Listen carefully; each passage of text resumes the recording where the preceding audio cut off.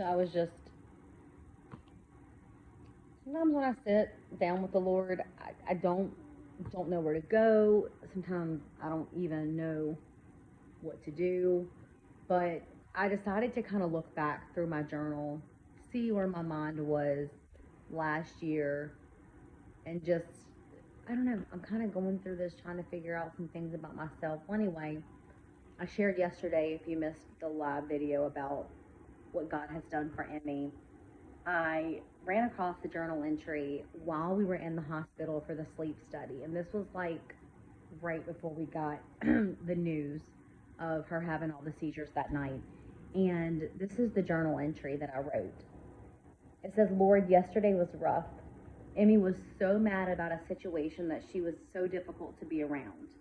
But how many times have I been like that? In a place that wasn't comfortable, but needed for my good, for my growth. At times like that, I lashed out at those around me.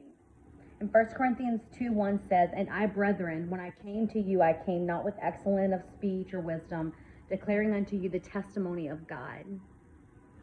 Isaiah 64:4 says that no eye has seen, no ear has heard what God does for those who gladly wait on him. No eye has seen, no ear has heard what God has done for those who gladly wait on him. Emmy was mad. Let's go back to the beginning of this. She was angry at me because she had to have the sleep study. She was hooked up to wires. She was uncomfortable, and she was just bitter. She was in a place of being so bitter. But I knew that if we didn't have that sleep study, that we were not going to be able to get the answers we needed in order to have the growth that we needed. That sleep study was a blessing. Was it easy? No. Was it uncomfortable? Yes. But it was in that place we were able to find out what was going on with her, and the medication she was on wasn't working, and we needed to make some changes. Those changes made led us to get the healing that she needed in order to move on with her life and be able to drive and get a job and all the things that she desired.